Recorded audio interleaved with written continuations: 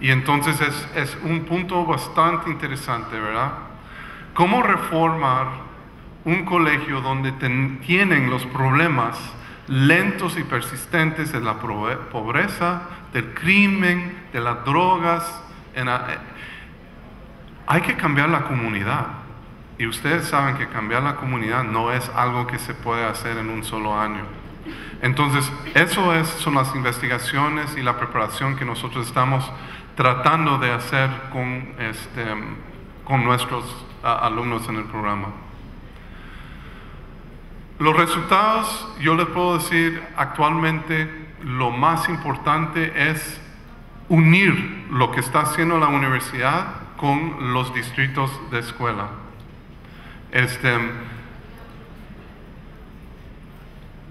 Hay puestos actualmente ahora de personas en la universidad que están dedicadas a hacer las relaciones buenas con los distritos escolares.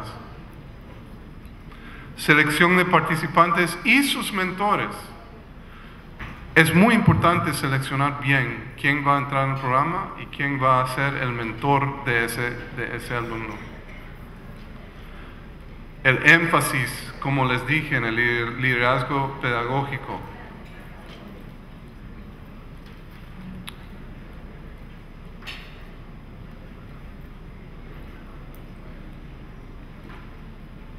Y lo único que quiero sacar de esto es lo siguiente. De nada sirve si vamos a hacer estas reformas y solo hacerlas en la escuela. Tiene que ser el director, tiene que ser el ministro, tiene que ser todos los que están en las oficinas centrales que entienden la diferencia actualmente que tenemos que hacer en términos de la dirección de la escuela. Así que, como siempre, lo que quiero regresar es al concepto de la educación pública. Tenemos que asegurarnos que el enfoque siempre es crear ciudadanos, crear personas que pueden funcionar dentro de la democracia, en una comunidad con la meta cívica. Tiene que estar percibido, revisitado esta visión, porque muchas veces nosotros estamos enfocándonos en preparar los alumnos para el trabajo. Eso no nos va a llevar mucho adelante, porque ni siquiera sabemos cuál va a ser el trabajo que más se necesita en 5 años, en 10 años. La tecnología va a todo dar. Pero siempre regresando a la democracia, siempre regresando a lo básico, la educación pública es sumamente importante. Y ahí termino.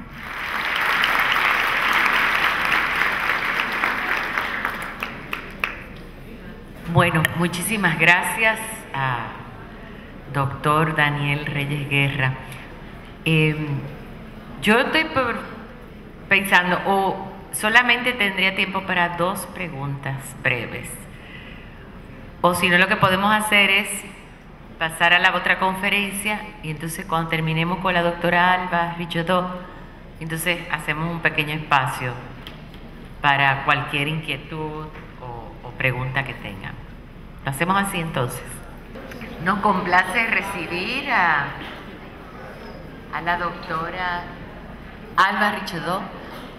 Ella viene de Argentina. Por cierto, que el título de su conferencia no es el que figura en el programa, sino Aspectos neurocognitivos del aprendizaje, como se muestra en la pantalla. Ella, la doctora, brevemente, porque realmente si me pongo a leer todo su currículum no terminamos, pero la doctora Richodó es médica especialista en neuropsicología clínica infantil. Ha sido docente en la materia en la Universidad de Buenos Aires desde el 2008. Asimismo, en la Universidad de Ciencias, en la Universidad Católica de Argentina y en la Universidad Austral, entre otras. Y ha desarrollado numerosos estudios, numerosos trabajos de investigación como experta en el área. Con ustedes, la doctora Alba Richodó.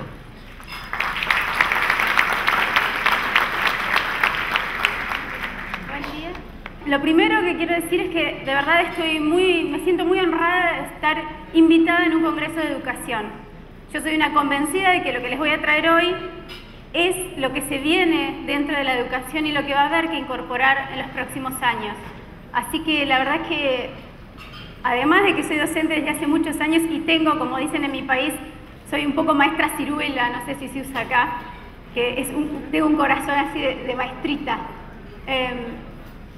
Una cosa que les quiero decir además es que el título que tienen ahí no se condice con lo que figura, porque en su momento me pidieron material que les pudiera servir a ustedes, así que el material que tienen impreso es un material que tiene que ver con esto, pero no es exactamente lo mismo, y que espero que les sirva, pero no es exactamente lo que tiene en la presentación. Fue un error mío no aclarar bien los dos títulos.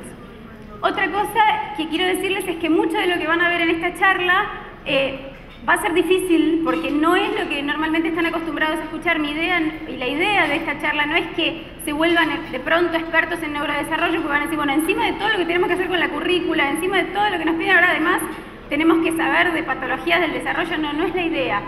Mi objetivo con esta charla es, por un lado, que sepan cómo el neurodesarrollo influye en el aprendizaje de una manera que es imposible de separar.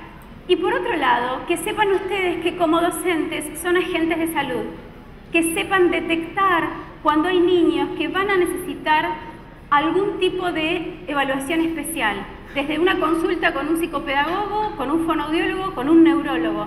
Ustedes pasan muchas horas con los niños y tienen un ojo clínico impagable, que muchas veces cuando uno viene, por ejemplo, a la evaluación neuropsicológica, yo no los voy a tener la cantidad de horas que los tienen ustedes viendo exactamente su rendimiento. Entonces, también me gustaría que parte de esto, la idea de esta charla es abrirles la cabeza, ¿sí?, en lo que se viene en cuanto a lo que es la neuroeducación, y por otro lado, que vayan pensándose como agentes promotores de salud. Bien. Esta es una frase de Robin Morris, un neuropsicólogo muy importante, que dice: todo niño es igual a todos los niños, igual a algunos otros niños e igual a ningún otro niño. Todos los niños, sean del nivel socioeconómico que sean tengan la historia que tengan, comparten hitos del desarrollo que son propios e inherentes a todo niño. Pero a su vez, algunos niños tendrán un perfil propio. Por ejemplo, si yo tengo un niño con una dislexia, y compartirá algunas características propias de los niños con dislexia.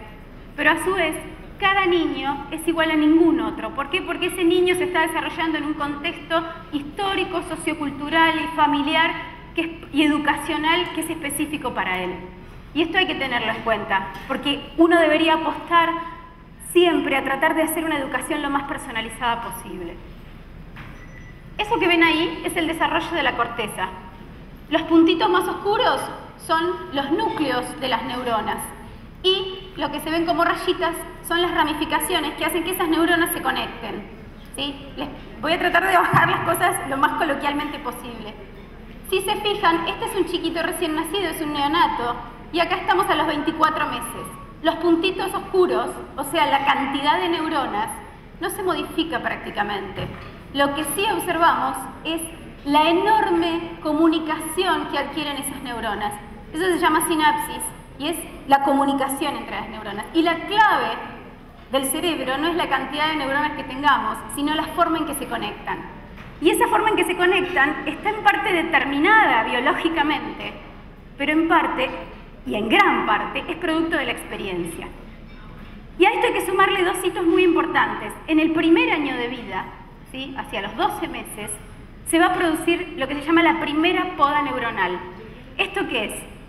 Durante ese primer año, en parte por lo que estaba determinado biológicamente y en parte por la experiencia que haya tenido ese niño, se van generando esas sinapsis, se van generando esas comunicaciones.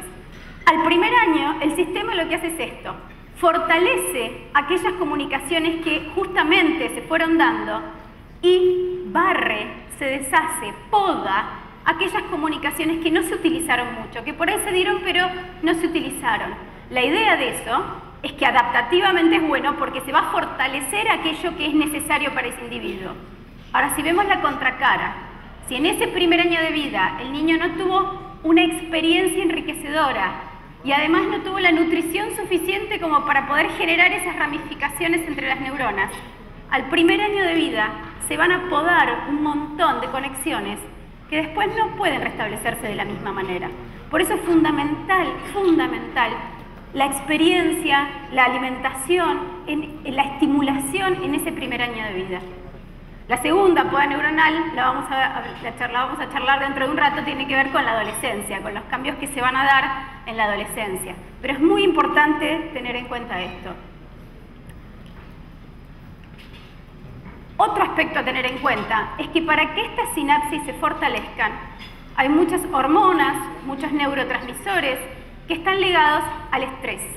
El estrés, en realidad, biológicamente entendido, es algo bueno. Es algo que nos permite adaptarnos al entorno y mejorar nuestra calidad de respuesta. Ahora, cuando el estrés es excesivo, en términos de maltrato, en términos de malnutrición, eso hace que el aprendizaje no se dé. Eso hace que esas sinapsis no se fortalezcan. Un niño que está sometido a estrés patológico, ¿sí?, no puede aprender. ¿Sí? Y no estoy hablando solamente de nutrición, sino de todo lo que significa maltrato. ¿Sí? Y el maltrato no es solamente el maltrato físico, la falta de estímulo también es una forma de maltrato. Otra cosa que es importantísima para que se den esas conexiones entre las distintas neuronas es la mielinización, y esto sí está ligado también en parte a factores biológicos, pero sí es fundamentalmente dependiente de factores nutricionales. Cuando un cerebro no está mielinizado correctamente, las conexiones no van a ser eficaces, y ya vamos a partir de la base de que la capacidad de aprendizaje va a estar altamente restringida. A su vez, los hemisferios tienen diferencias, ¿sí? Desde hace unos cuantos años, se sabe que no procesan exactamente de la misma manera el hemisferio izquierdo y el derecho. El hemisferio izquierdo procesa de una manera más lógica, analítica, secuencial, desde las partes hacia el todo, mientras que el hemisferio derecho procesa de una manera más holística, más gestáltica, más del todo hacia las partes. Esto adaptativamente también es bueno, porque hace que ante determinada situación que el individuo tiene que resolver, se prefiera procesar por un lado o por el otro. Para procesar la gramática del lenguaje, mientras yo estoy hablando, su cerebro yo no digo palabra por palabra. Yo, y más sobre todo yo, de una chorrera de fonemas que se van concatenando, y es su cerebro el que va partiendo las palabras, va encontrando la sintaxis y va determinando el significado. Eso es lógico, analítico, secuencial, y por eso la enorme mayoría de los que estamos aquí, nuestro lenguaje está lateralizado al hemisferio izquierdo. Ahora, si yo tengo que procesar un rostro, lo primero que tengo que saber adaptativamente es si es enemigo o no, y si es potencial para la reproducción o no, y eso lo tengo que poder hacer de un vistazo. Para eso, el hemisferio derecho está enfocado en procesar más el big picture, o sea, el panorama general, ¿sí? Normalmente nuestros hemisferios están conectados por varias vías, la más importante es el cuerpo calloso, que hacen que nuestro procesamiento se dé con los dos hemisferios, y los dos están aportando los dos componentes, el holístico y el secuencial. También es importante tener en cuenta que hay algunas diferencias de género con respecto a esto. En las mujeres, por ejemplo, el lenguaje suele ocupar no solo el hemisferio izquierdo, sino que hay una más alta distribución en lo que es el hemisferio derecho, y ese famoso sexto sentido, intuición femenina, está ligado, por ejemplo, a que dentro del lenguaje la prosodia, que es la entonación que le damos al discurso, yo puedo decir llegaste tarde, puedo decir llegaste tarde, o puedo decir llegaste tarde. Y significan, para el hemisferio izquierdo exactamente lo mismo, pero al hemisferio derecho no le importan las palabras, sino qué va a pasar en esa situación, ¿sí? Entonces, en las mujeres hay un poco más de representación de esto, mientras que en los varones eso está más ocupado, tengan en cuenta así el uso coloquial que le estoy dando a los términos, por más cuestiones relacionadas a la rotación en el espacio, a lo visoespacial. Y eso, por más que en el 2012 nos creamos que no somos tan animales y todo, sigue siendo un valor adaptativo. La hembra de la cría tiene que poder decodificar hasta el último aspecto de lo que dice esa cría, porque en eso va la especie. Entonces, si el bebé de la especie hace o hace tiene que poder darse cuenta de la diferencia, y es lógico que tenga más desarrollo de esas habilidades. mientras que el macho de la especie tiene que poder salir, buscar comida y volver sin perderse. Y por eso esto va a dar origen a montones de cosas donde dice, bueno, ellos manejan mejor, ellas hablan hasta por los codos. Bueno, hay algunas diferencias de género que más allá de todo lo que podamos decir, se mantienen. Y si no, fíjense en los países donde las oportunidades educativas para elegir una carrera son iguales, y teniendo en cuenta que esto no ocurre en todos los países del mundo, van a encontrar en la Facultad de Ingeniería, van a seguir encontrando más varones, y en la Facultad de Fonoaudiología van a seguir encontrando más mujeres, porque es algo que es también parte del género. Y la idea es potenciar esto, no tratar de igualar a todo. Igualmente recuerden que la experiencia vital de cada uno hace que haya hombres que puedan expresar sus sentimientos y mujeres que manejen muy bien también, ¿sí? O sea, la experiencia del individuo es finalmente lo que forma ese individuo, pero también hay diferencias de género que en la educación tendríamos que poder potenciar. Ahora, en algún momento a veces en el desarrollo el cerebro sufre algún tipo de injuria que puede darse inclusive en el embarazo. Las habilidades cognitivas primero son emergentes, después van a estar en desarrollo y finalmente se van a establecer. Lo que uno tiene que prestar atención es que cuando una habilidad está emergente, por ejemplo, la adquisición del lenguaje, el poder caminar, la motricidad, hay un comienzo y un orden. Y uno tiene que ver, bueno, ¿este niño está empezando a hablar cuando corresponde o está retrasado en esta capacidad? ¿El orden en que se está dando esa adquisición es el adecuado o hay algo que está desviado en ese orden? Eso es lo que tengo que prestar atención cuando una habilidad está emergente. Pásenlo a la escritura, por ejemplo. ¿Está leyendo en los tiempos que leen la mayoría de los niños o esto se está retrasando? ¿El patrón de errores que está cometiendo cuando empieza a leer es el esperado o hay algo que no es lo común? ¿Sí? ¿O ese orden no es el que corresponde, está alterado? Luego, la habilidad va a estar en desarrollo. Y ahí tengo que fijarme, esa velocidad, ¿es normal? ¿La tasa de adquisición de esa habilidad va dentro de los cánones que uno espera o está siendo demorada? ¿La fluidez lectora se está dando en los tiempos o ya estamos en un sexto grado y no podemos automatizar la lectura todavía? ¿Cuál es la estrategia? ¿La estrategia está siendo normal o está desviada? No es lo que pasa en la mayoría de los niños. Finalmente, ¿ese dominio se está estableciendo de un modo normal o empieza a estar disminuido, empieza a ser patológico? Finalmente, cuando la habilidad está establecida, lo que queremos ver es si el control es normal o finalmente es sintomático. Y ahí vamos a tener una patología específica. Y si el mantenimiento de esa habilidad es normal o es deficitario, porque la habilidad puede estar, pero el rendimiento en base a esa habilidad no será el adecuado. Lee fluidamente, pero cuando tiene que contestar en base a lo que lee, no sabe lo que está diciendo. Hay que tener en cuenta entonces esto. Les puse también las palabras en inglés porque muchas veces en la traducción, si el que traduce no sabe exactamente, no conoce los términos, la traducción se da mal, ¿sí? Se hace mal. El delay, el retraso, es cuando el comienzo de una conducta en un grupo ocurre más tarde que en otro. Por ejemplo, un retraso benigno del lenguaje. La mayoría de los niños a los 2 años tienen que estar haciendo frasecitas de 2 palabras. Dame agua, quiero meme, por ejemplo, ¿sí? Ahora, cuando yo tengo un niño que tiene 2 años y todavía está en palabra aislada, yo estoy obligado a pensar que ahí hay un retraso. Pero, dentro de ese retraso, algunos van a ser lo que llaman rezagados. ¿Qué quiere decir esto? Que sí, que no están en el tiempo que se espera para la edad, pero que finalmente lo van a alcanzar. Eso sería el caso del retraso benigno del lenguaje. El chico tardó más en hablar, pero finalmente termina adquiriendo las mismas competencias que los otros niños. Por otro lado, tenemos lo que es el desvío. Acá hay un orden anormal en las adquisiciones dentro del dominio. El chico no dijo palabra aislada y empezó a armar directamente frases de 2 palabras. ¿Sí? Hay algo que se escapa, pero finalmente termina teniendo las mismas competencias. Ahora, el problema es cuando las características del rendimiento ya desde la entrada empiezan a mostrar un rendimiento anormal. Por lo que yo vi acá, no tiene, acá la escolaridad empieza a los 5 años, la escolaridad formal. Allá tenemos muchos, ya al año están yendo a la escuela, hay muchos jardines maternales, muchas cosas. Y a veces, y esto también es algo que los pediatras mismos no saben, bueno, ya va a hablar.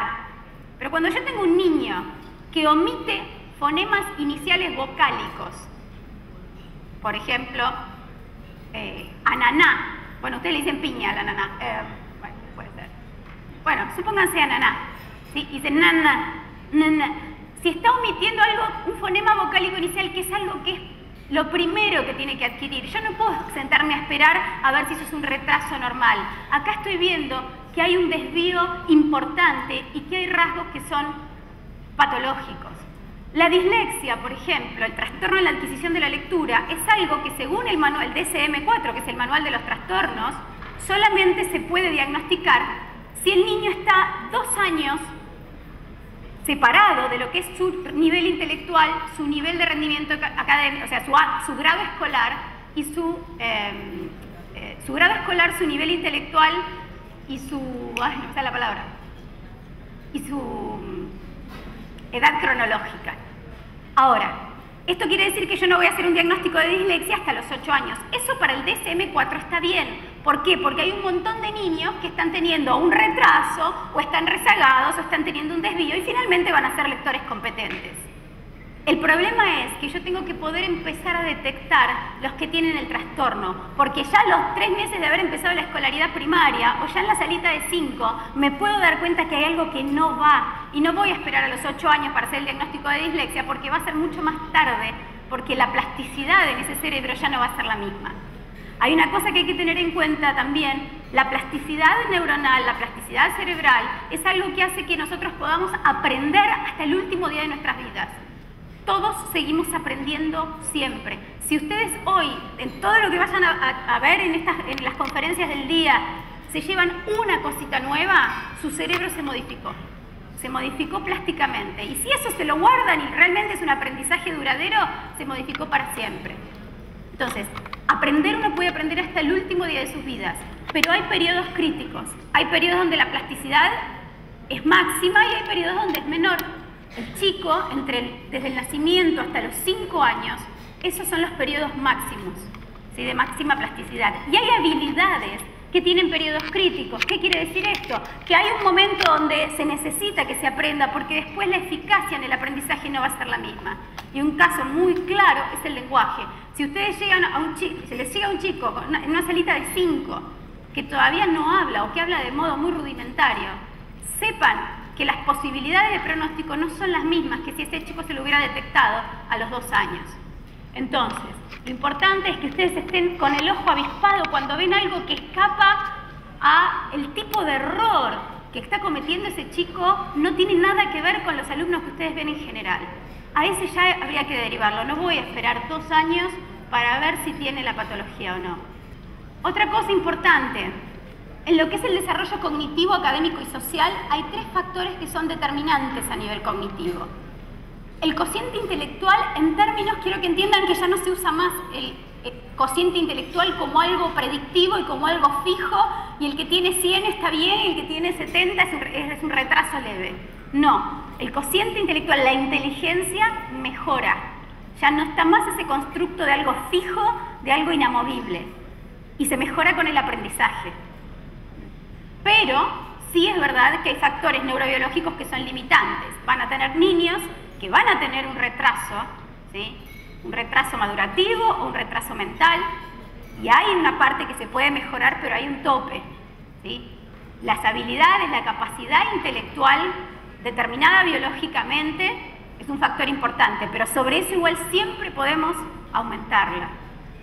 El grado de lenguaje que desarrolla el niño.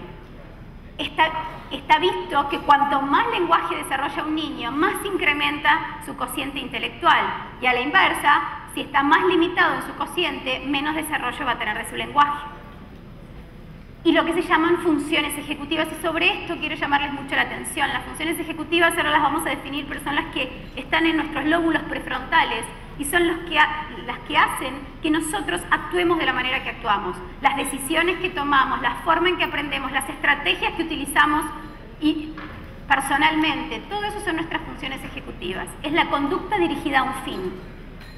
También, cuanto más desarrollo tengamos del nivel intelectual y del lenguaje, mejor desarrollo en funciones ejecutivas. Y cuanto mejor desarrollo en funciones ejecutivas, más provecho vamos a sacar de nuestro nivel intelectual y de nuestro lenguaje. Porque piensen no solamente en un nivel intelectual bajo, hay chicos que son brillantes en las pruebas de nivel intelectual, por ejemplo, los chicos con un trastorno de Asperger, que es un trastorno del neurodesarrollo, y sin embargo están restringidos en sus funciones ejecutivas y no saben qué hacer. Sí, hacen cálculos algebraicos, pero en su vida cotidiana no pueden responder un cuestionario porque no entienden una metáfora, por ejemplo. Entonces, todo esto se imbrinca de tal manera que de esto es que se va a ir formando ese ser que va aprendiendo. ¿Por qué interesarse por la neuropsicología en la escuela? Primero porque muchos niños sobreviven a condiciones médicas y o a traumas perinatales que afectan su desarrollo académico y conductual posterior. Hoy por hoy, cada vez los prematuros que antes fallecían, cada vez siguen su desarrollo. Hay patologías que antes eran fatales y hoy por hoy ya no lo son. Entonces, cada vez tenemos más niños que han sufrido injurias graves inclusive, y que sin embargo los vamos a tener sentados en el aula. Porque también hay patologías que son adquiridas. Un niño que tenía una vida absolutamente normal y sufre un accidente con su bicicleta o un accidente de tránsito y tiene un traumatismo de cráneo y ya no va a ser el mismo cognitivamente si ese traumatismo es moderado a severo o si pasa varios días en coma. O por lo menos no va a ser el mismo durante el primer año posterior a esa injuria. Y eso tenemos que tenerlo en cuenta. Porque también hay un incremento en los tratamientos farmacológicos en los niños y no se espera que ustedes sean médicos, pero sí saber que hay chicos que van a estar tomando medicación. Por ejemplo, los chicos con trastorno por déficit de atención, algunos son medicados. Chicos con trastornos psiquiátricos también, hoy por hoy, muchas medicaciones psiquiátricas se usan simplemente como en dosis específicas, simplemente como reguladores de la conducta. No significa que ese chico sea un psicótico, sino simplemente que se utilice esa medicación como un regulador de la conducta. También porque hay tratamientos en los que la participación escolar es cada vez mayor. En los trastornos del espectro autista, ¿sí? Trastorno autista, el trastorno de Asperger, es fundamental la adaptación de formato que pueda hacer el docente. Las adaptaciones curriculares son un punto importantísimo en el desarrollo de los chicos con el trastorno del espectro autista. En los chicos con trastorno por déficit de atención. Y quiero hacerles ver una cosa, el 20% de los chicos en edad escolar tienen problemas para prestar atención. ¿Sí? 1 de cada 5 de sus alumnos tiene problemas para prestar atención. No significa que todos tengan un trastorno por déficit de atención, que es una patología de origen neurobiológico. ¿Sí? Pero sepan que hay... y en esos chicos que tienen problemas de atención, las adaptaciones de formato, simplemente en vez de darle los 15 puntos de la prueba todos juntos, darle de a 5 y cuando resuelve los 5 y uno ve que los completó, ahí darle los otros. Ustedes como maestros saben muchas veces cuando tienen un chico que aprende, pero en las pruebas no hace nada. ¿Por qué? Porque no terminó de leer el enunciado, porque se saltó miró la primera hoja y la segunda que estaba de este lado no la vio y siguió con la tercera. ¿Sí? Esos problemas de atención se corrigen el rendimiento académico con adaptaciones de formato simplemente. Simplemente no, es una de las cosas que hay que hacer. También porque los niños tienen un perfil de fortalezas y debilidades cognitivas que afectan su desarrollo académico. ¿Es un chico que procesa más de modo simultáneo? ¿Es un chico que procesa de modo más secuencial? Si es así, algunas materias le van a costar más y otras le van a costar menos. Obviamente todos tenemos un perfil, ¿sí? Ahora hay chicos donde procesamos en serie, en simultáneo, pero hay chicos donde eso está realmente muy separado, donde tienen muchas habilidades en un tipo de procesamiento y mucho menos en otro. Y eso tenemos que mínimamente poder detectarlo. Porque también tienen un estilo cognitivo que debería ser potenciado. También es verdad que uno muchas veces se queda trabajando en los chicos que tienen problemas, y es lógico, porque son los que se están quedando atrás. Pero también, y eso se ve en las sociedades donde ya por suerte resolvieron en gran parte los problemas de los que se están quedando atrás, también hay que potenciar a los que tienen buen rendimiento, para que no se aburran en el aula, para que puedan desarrollarse lo máximo que puedan. Entonces, cuando tengo un chico que no está aprendiendo, un niño que no está aprendiendo, tengo que pensar, ¿esto es un trastorno de aprendizaje? O sea, ¿es un trastorno específico? ¿O es un problema para el aprendizaje? Porque hay muchas cosas que van a hacer que un chico tenga problemas para aprender y no necesariamente es un trastorno específico del aprendizaje. ¿Se entiende esto? Bien. ¿Es un problema cognitivo? Llevándolo al plano más grave, el chico tiene un retraso mental y por eso su rendimiento académico está limitado. O el chico tiene un buen nivel intelectual pero no está rindiendo académicamente. Por ejemplo, en un chico que no presta atención. Eso también pensar, ¿es un chico que está limitado o es un chico que simplemente no está rindiendo? ¿Esa alteración es primaria, es secundaria o es una variación normal? El chico tiene un trastorno por déficit de atención de origen neurobiológico, tiene una dislexia que también es de origen neurobiológico, o simplemente, no simplemente, ¿no? Pero, o no presta atención secundario a que los padres se le están separando, por ejemplo, o sea, el padre se fue de la casa. Ahí no está prestando atención, no está rindiendo, pero esa falta de atención es secundaria, no es primaria, ¿sí? O es una variación normal, es distraído. Bueno, lo apuntalaremos un poco. También no todos somos perfectos y no todos rendimos de la misma manera. ¿Cuál debería ser el desarrollo de esa habilidad en esta edad? Ustedes, aunque no se hayan formado en neurodesarrollo, han visto pasar miles de niños por sus aulas y tienen un ojo, insisto, un ojo clínico fundamental para detectar al que es diferente. ¿Es una alteración cognitiva o es una alteración conductual? Acá tengo que hacer la salvedad que en realidad toda conducta es de origen cognitivo, digamos, no hay conducta nuestra que no parta de nuestro cerebro, pero lo que quiero decir, ¿es más algo de la conducta que se puede mejorar con una pauta psicoeducativa?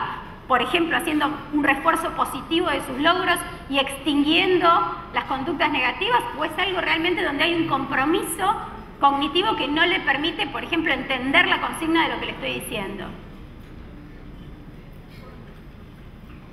Yo quiero que se lleven de acá preguntas, ¿sí? Que ustedes empiecen a abrir la cabeza.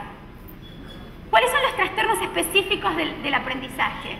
La dislexia, un trastorno en la adquisición de la lectura, la disortografía, que es un trastorno en la adquisición de la forma escrita de las palabras, y la discalculia, que es un trastorno en la adquisición del cálculo. Estas patologías son específicas y son de origen neurobiológico comprobado. Tienen un alto componente hereditario, sobre todo la dislexia. ¿Cuál es el punto? Acá el patrón de error va a ser muy claro, ¿sí? Niños que no entienden, o sea, ya están en segundo grado y todavía no entienden el concepto de sílaba, ¿sí? Niños que escribiendo reduplican, o sea, una cosa es cuando un chico tiene un problema de ortografía en un primer o un segundo grado, en la conversión grafema-fonema. Por ejemplo, en Argentina y sobre todo en Buenos Aires, nosotros decimos ayer llovió. ¿Sí? Ustedes lo dicen separando, ¿sí? O sea, se entiende, pero nosotros decimos ayer llovió. Ayer se escribe con Y y llovió se escribe con L. Cuando un chico pone ayer llovió las dos veces con Y o las dos veces con L, está dentro de lo que es el patrón esperable hasta en cierto momento. Ahora, cuando un chico empieza a poner ayer llovió y pone 3 Y, ¿sí? Ahí esa reduplicación me está diciendo que hay algo ahí que no va, ¿sí? Un chico que escribe y no puede separar las palabras todavía y arma todo un choclo donde corta mal las palabras o directamente no las separa. Eso me tiene que hacer pensar que ahí hay algo que es patológico. Bien, ¿qué chicos van a tener problemas para aprender? ¿Cuál es el punto?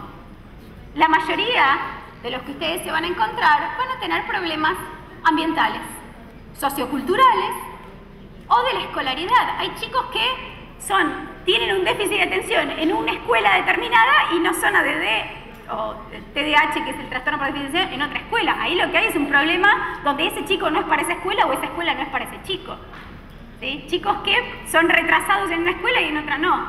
Bueno, ahí es una cuestión de adecuación de la escuela y el chico.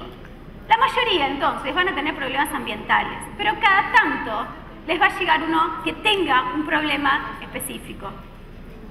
Problemas neurobiológicos, como los trastornos generalizados del desarrollo, son chicos que tienen una gran gran restricción en lo social, en las habilidades sociales. Trastornos por déficit de atención, trastornos específicos del lenguaje o, como les decía, el retraso mental. Chicos que van a tener trastornos adquiridos, como decíamos antes, el traumatismo de cráneo, o chicos que han tenido, por ejemplo, una hidrocefalia, no son las únicas, es para que tengan algún ejemplo. Chicos que van a tener trastornos predominantemente conductuales, que también en parte, hoy se sabe que los trastornos, por ejemplo, el trastorno posicionista desafiante, el chico que uno dice, siéntate y no me siento. Te dije que te sientes y se para, ¿sí? Entonces hace todo. Dentro de eso, sepan que algunos se regulan con pautas psicoeducativas y nada más. Pero hay un pequeño porcentaje que también tiene alta heredabilidad que va a ir a un trastorno disocial y es también de origen neurobiológico, ¿sí? Sépanlo, con algunas pautas se van a poder mejorar y otros, lamentablemente, tienen un pronóstico un poco peor. No significa que no se pueda hacer nada, ¿sí? Pero es diferente, ¿sí? Trastornos emocionales, ansiedad. El chico que en el oral no puede decir nada. Hoy les decía el tema del estrés, ¿sí? El chico que tiene una tremenda descarga de adrenalina cuando tiene que pasar al frente y no puede decir nada. Después se sentó y empieza a repetirse todo lo que había aprendido, ¿sí? La ansiedad hace que en ese momento no podamos evocar la información. Chicos que sufren de acoso escolar, no sé cómo es aquí, pero en Argentina cada vez tenemos más bullying, ¿sí? Niños y encima son los niños que en general tienen alguna dificultad y esos son tomados como blanco y se hace una espiral donde ellos tienen problemas pero además los burlan, los cargan, inclusive llegan a la agresión física.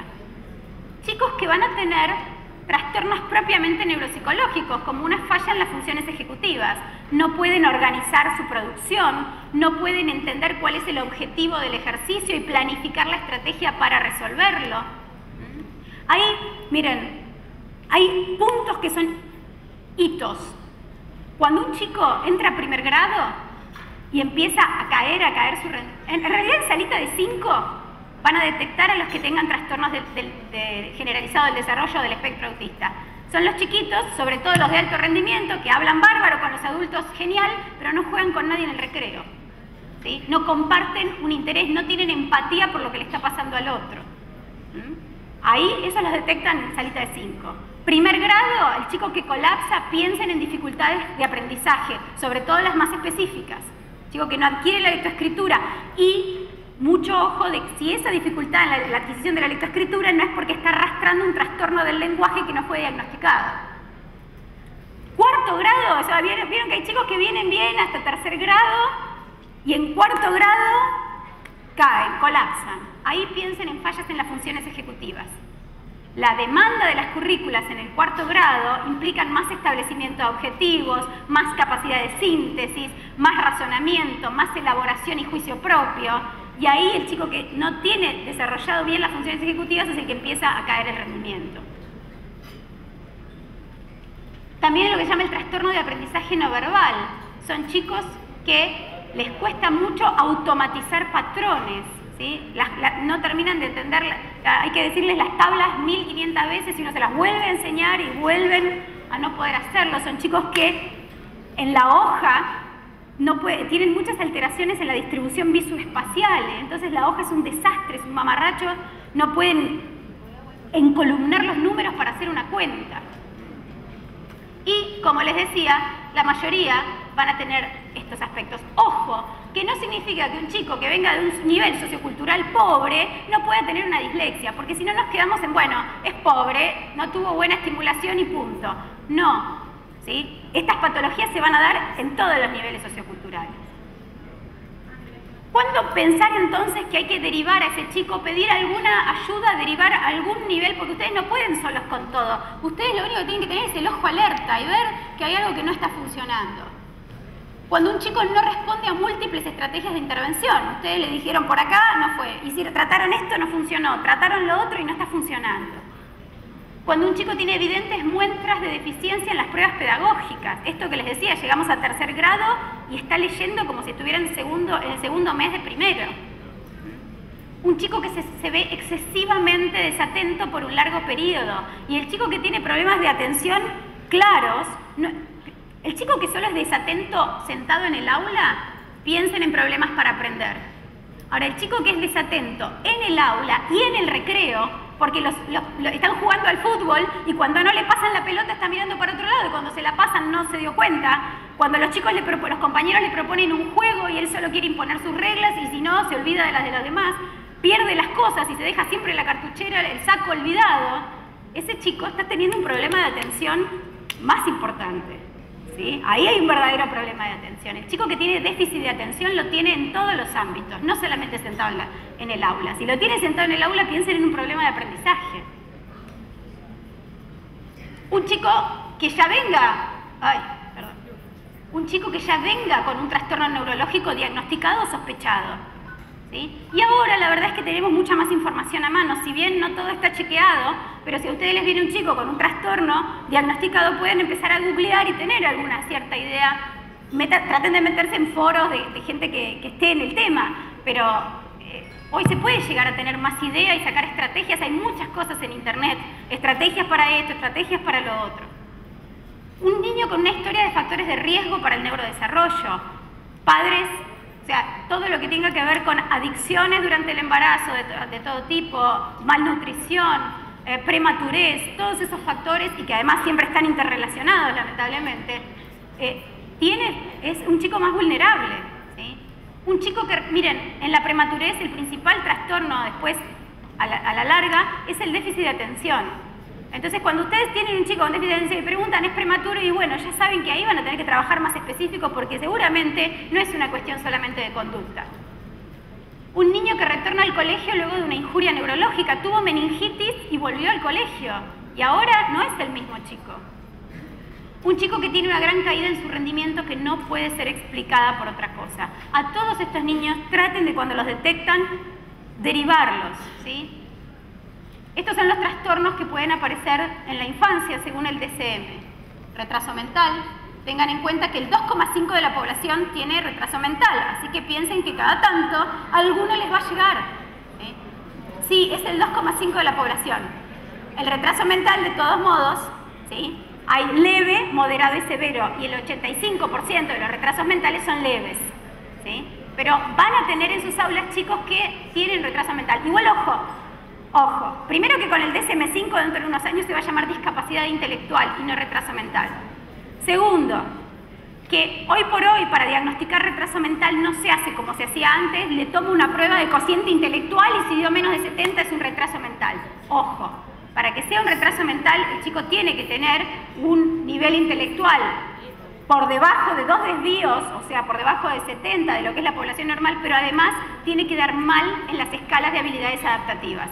Porque eso, por ejemplo, va a correr el concepto en el Down. Ustedes tienen personas Down que muchas veces tienen retraso leve y sin embargo adaptativamente se manejan muy bien en la comunidad. Esos no van a ser catalogados más como retraso mental.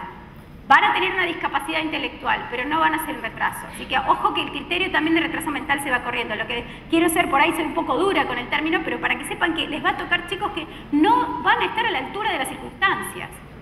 ¿Sí? Chicos con trastornos de aprendizaje,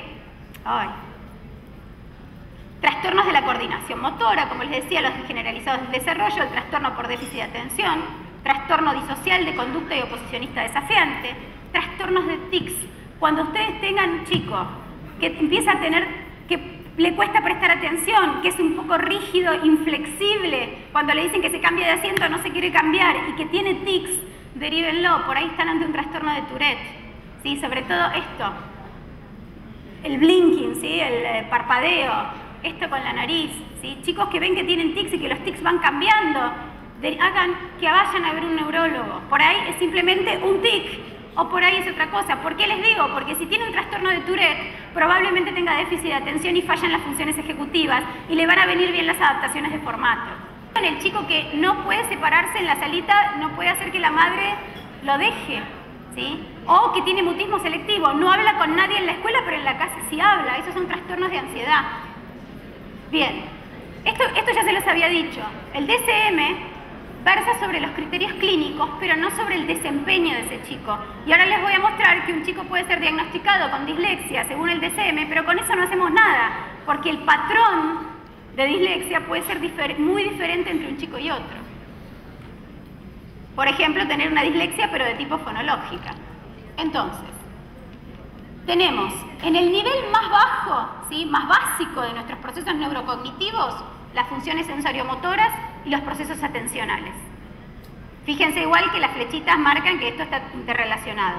Sobre esto, los procesos visoespaciales, como les decía hoy, más ligados al hemisferio derecho, y los procesos lingüísticos más ligados al hemisferio izquierdo. Fíjense también la interrelación. Sobre esto, los procesos de aprendizaje y memoria. Sepan que para el cerebro la distinción entre aprendizaje y memoria no existe. No hay en la memoria nada que no haya sido aprendido, y nada está aprendido si no constituyó un tipo de memoria en nuestro cerebro. ¿Sí? Y sobre esto, las funciones ejecutivas, ese control supramodal que hace que nosotros rindamos de la manera que rendimos en las distintas situaciones. Esto a su vez va a depender de la velocidad y eficiencia del procesamiento cognitivo. Esto sí está ligado a factores también neurobiológicos. Todo esto va a hacer que ese niño tenga un desempeño académico y rendimiento intelectual general, haciendo la distinción que hicimos antes entre lo que es rendimiento intelectual y rendimiento académico.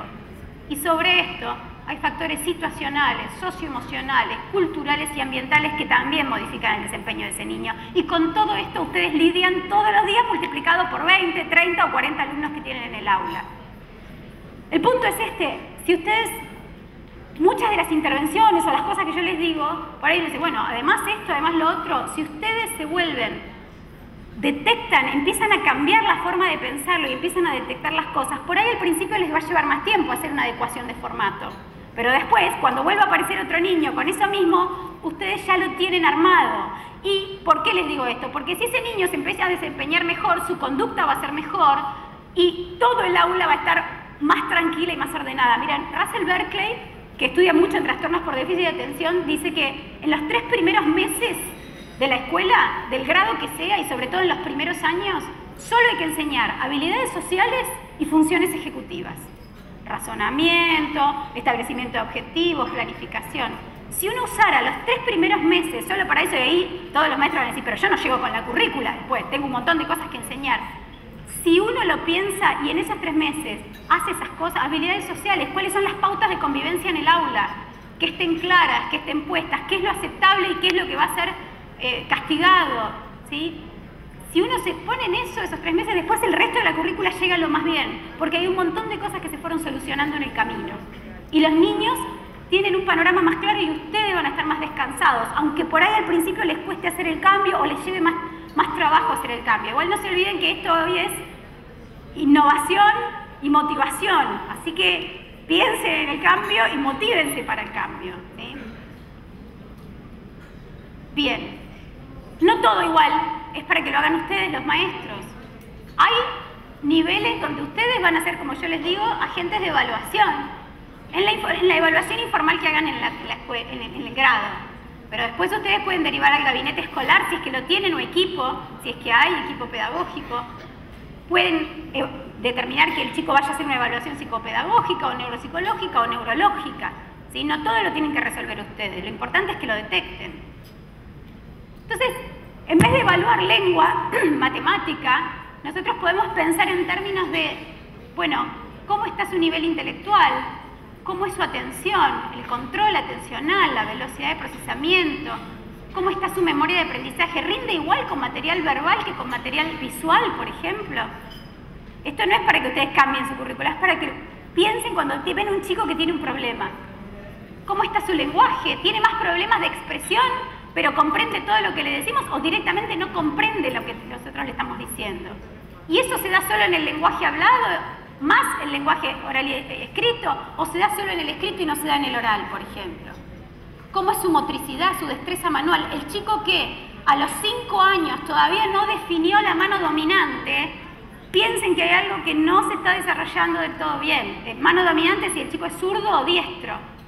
Un chico que a los 5 años todavía no tiene definida la mano dominante, hay algo ahí en su desarrollo que por ahí después termina siendo perfectamente competente, pero hay un desvío ahí y hay que estar alerta.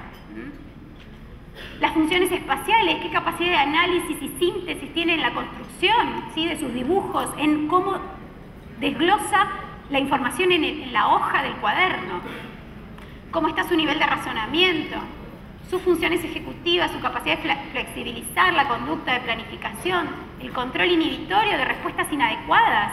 El chico que no puede controlar, decir algo inadecuado con los compañeros o con la maestra, probablemente tampoco pueda controlar los distractores a la hora de responder específicamente a lo que se le pregunta en la prueba. Y finalmente, sí, cómo está su rendimiento académico, su funcionamiento socioemocional y sus habilidades adaptativas. Entonces, en el alumno tengo que pensar en su nivel cognitivo, en su rendimiento académico, en su conducta y en su nivel de socialización. ¿Por qué? Porque si no vamos a tener lo que se llama, según Michel Aviv, la doble espiral del fracaso. Cuando el aprendizaje se da bien, esto generalmente es porque hay un desarrollo adecuado del módulo neurocognitivo, se produce una retroalimentación. Mejor desarrollo, mejor aprendizaje, cuanto más aprendizaje, más desarrollo. Esto en general lleva al éxito y esto hace que haya un ejercicio del placer en el propio educando y la valoración del entorno, la maestra, los compañeros, los padres. Todo esto a su vez retroalimenta más y mejor aprendizaje. Ahora tengan en cuenta esto. Cuando hay una falla en el módulo neurocognitivo, o sea, cuestiones más neurobiológicas, o cuando hay un déficit en el aprendizaje por cuestiones de todas las otras que vimos hace un momento, cualquiera de estos dos va a hacer que esta retroalimentación se frene. Y cuanto más se frena esto, más posibilidades de fracaso tiene ese niño.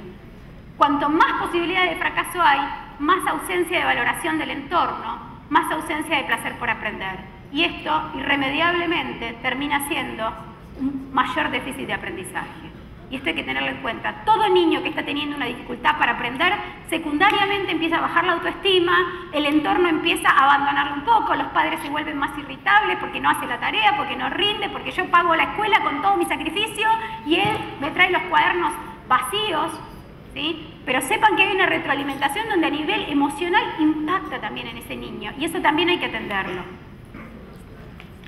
Bien, esto es lo que les había dicho recién del concepto de funciones ejecutivas, que tienen que ver con el desarrollo de los objetivos dirigidos a una meta, el mantenimiento de los objetivos en mente, el monitoreo de los resultados. Los chicos que no automonitorean, contestaron todo y no releen. El chico que no automonitorea, y esto es algo que tienen que pensar en enseñar. Hay chicos que se dan cuenta solos, pero hay otros que no, y hay que enseñarlos a revisar, a chequear. Porque eso, el chico puede tener cualquier error, pero si automonitorea lo que está haciendo, tiene la instancia de corrección de ese error. Y si lo corrige él y no se lo corrige la maestra, está aprendiendo de un modo más significativo. Y prevenir que otras cosas no interfieran con el logro de los objetivos. Estas funciones ejecutivas, como les dije antes, son una extensa red neuronal, sobre todo que tienen que ver con lo que es el prefrontal y núcleos subcorticales profundos. Tenemos entonces un módulo de flexibilidad cognitiva, de establecimiento de objetivos, de procesamiento de la información y de control atencional.